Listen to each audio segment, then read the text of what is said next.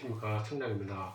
오늘은 이제 무원군 백기에 대해서 알아보겠습니다. 백기는 이제 진나라 미연 출신의 이제 장군인데 중국에서도 알아두는 장군입니다.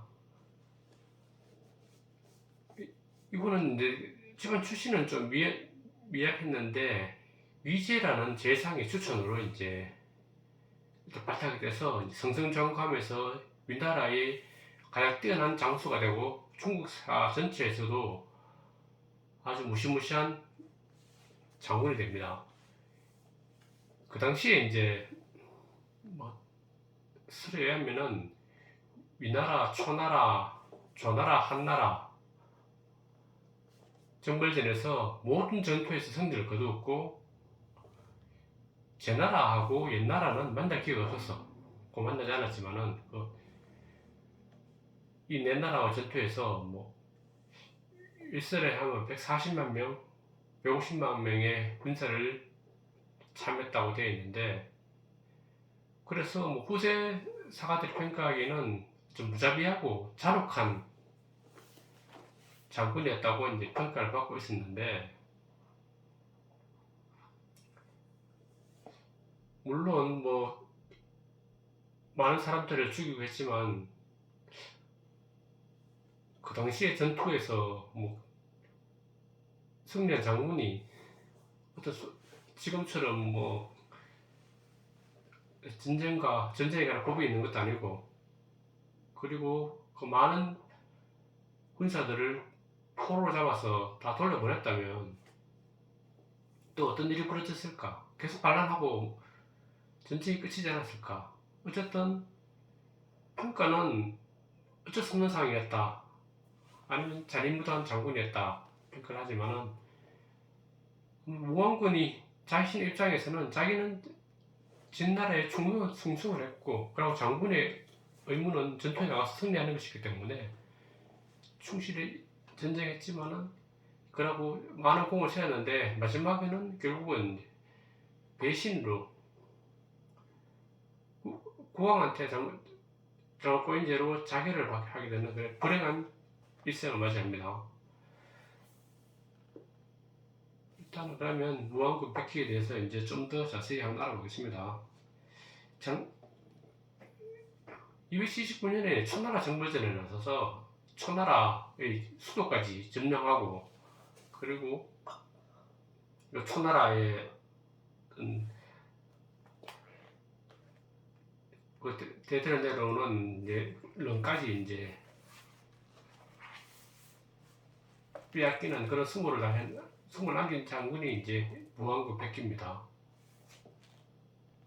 그 위에 이제 수많은 전투가 있었지만은 가장 마지막 전투 이제 장평전투 이후에 장평전투에서 40만 이상의 군사를 포로로 잡고 다 죽은 그런 무공을 세웠었죠. 그리고 이제 1년 후에 한단을 포위하는데 한단 포위 작전 이후에 이제 백기는 추락의 길을 걷게 되는데 그 내막을 한번 살아보겠습니다. 장평전투 후에 이제 조나라 한단을 포위했는데 이때 이제 평원군의 문격이 있는데 평원군 문격이 연나라 대부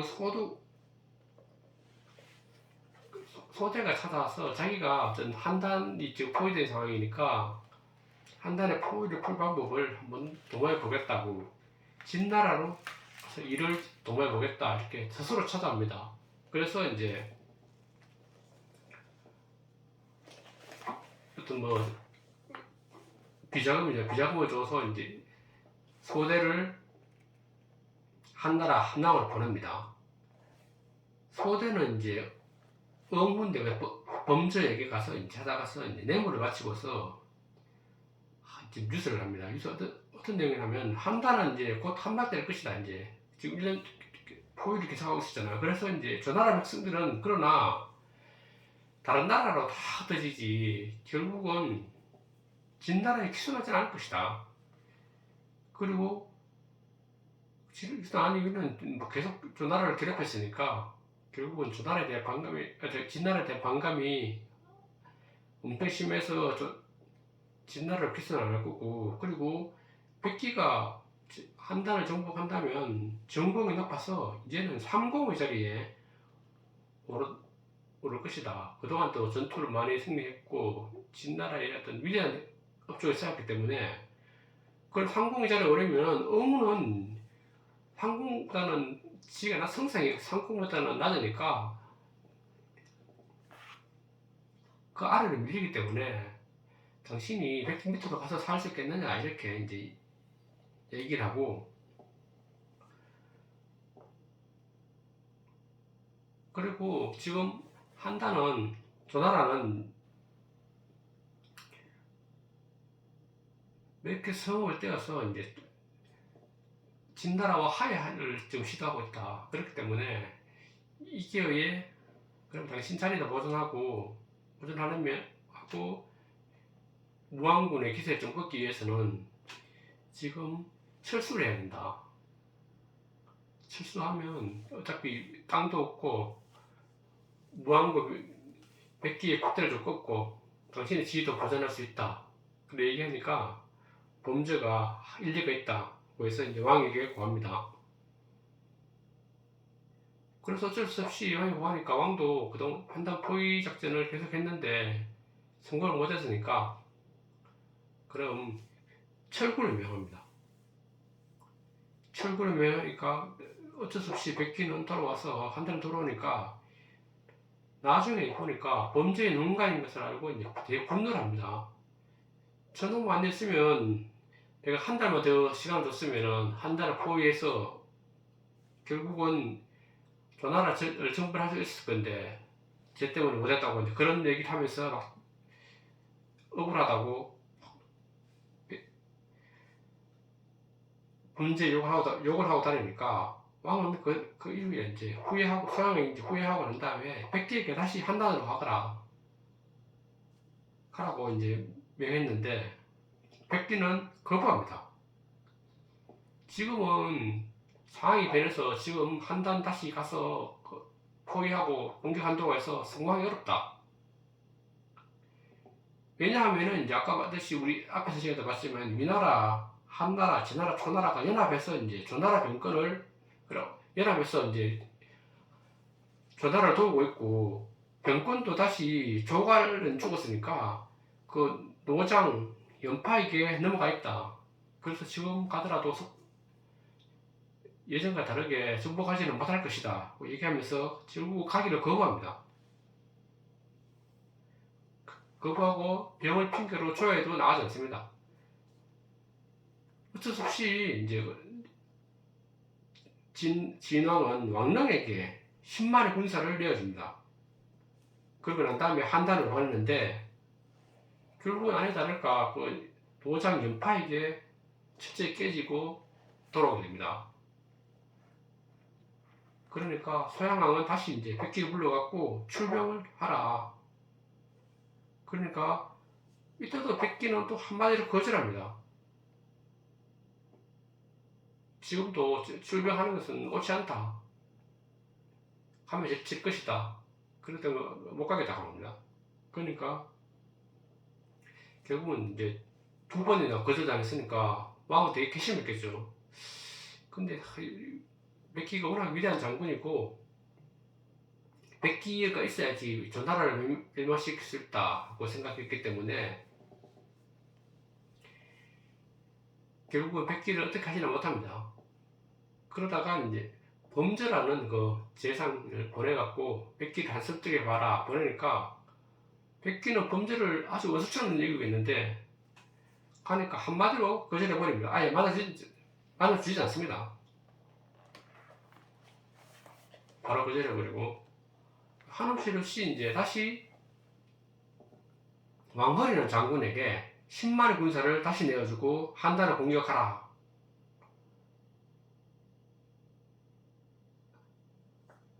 했는데 이때도 이제 백기를 보고 나가라고 했지만 결국은 나가지 않고 결국은 어떤 말을 하고 다니냐면 백기가 왕이 내 말을 안 듣고 결국은 자꾸 한단으로 공격하라고 하는데 이 꼴 봐라 결국은 다 패배하지 않느냐 그렇게 이제 왕이 험담을 하고 다녔습니다. 그러니까 그러다가 마지막으로 왕이 결심해서 백기에게 전선으로 가라고 최후 통첩을 날립니다. 최후 통첩을 했는데도 그때 또 백기는 얼마나 자기 프라이드 강하고 또 고집이 센 자면 그것도 거부해버립니다. 그래서 할 수 없이 서양은 백기의 관직을 이제 파하고 함락을 떠나 은밀로 가라고 이제 명합니다. 그러니까 백기는 결국은 자기가 관직에서 파직되고 하니까 토사구팽에 당하는구나. 내가 아직까지 천하통일도 못했는데 벌써 내가 토사구팽에 당하니까 억울하다고 이제 막 얘기하면서 불평불만을 얘기하니까 범죄 때문에 사실 이게 일이 벌어진 건데 범죄가 백기는 기용을 하든지 아니면 죽여야 한다. 혹시라도 다른 나라로 탈출하든지 하면 진나라에 엄청난 위협이 될 것이다. 그렇게 말하니까 서양왕도 어쩔 수 없이 백기에게 오금을 보내고 사살하라 명합니다. 그게 257년입니다. 결국은 백기는 그 보고를 받고 원한을 품으면서 자결을 합니다.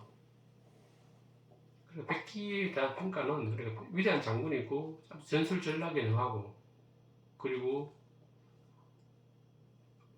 이순신처럼 이제 상황 판단이 좋아서 백전백승 한 번도 전투가 없었습니다. 사실은 장군이었지만은 결국은 이제 범저라는 그 재상의 모함을 받아서 자결을 하게 되는데 결국은 조금 자기가 왕인데 좀 급했으면 그 정도 사태까지는 가지 않았을 텐데 자기에 대한 프라이드가 너무 강했고 자기 공이 워낙 크기 때문에 나도 왕도 어쩔 수 못할 것이다. 그러면 약간 금방 아닌 금방이죠. 자기가 아무리 뛰어나더라도 왕 밑인데 신하의 군인데 너무 고집을 부리다가 결국은 자기를 할 수밖에 없는 상황에 내몰려서 자기를 합니다. 어쨌든 백기라는 그 장군을 잃고 난 다음에 통일하는데 시간이 좀 더 지체된 것은 사실입니다.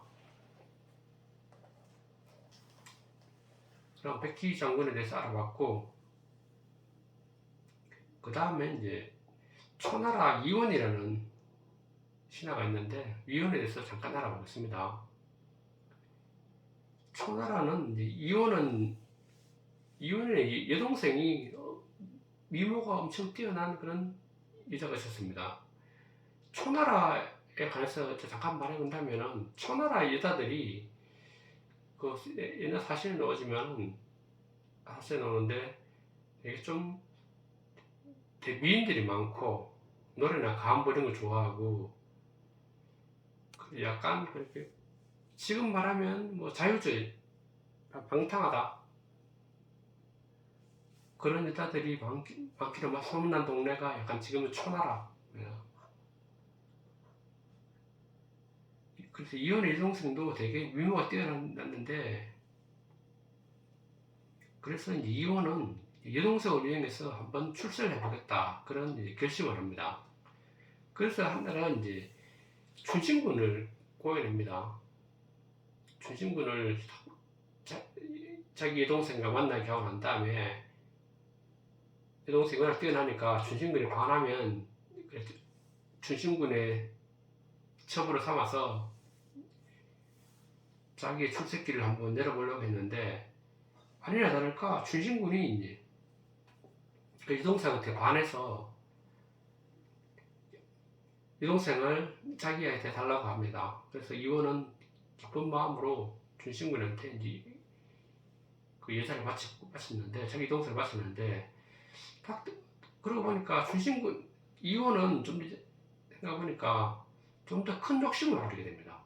춘신군이 아니야 왕에게 이 동생을 보내고 그래서 더 큰 권력을 한번 잡아보겠다 이런 생각을 하게 되는 겁니다.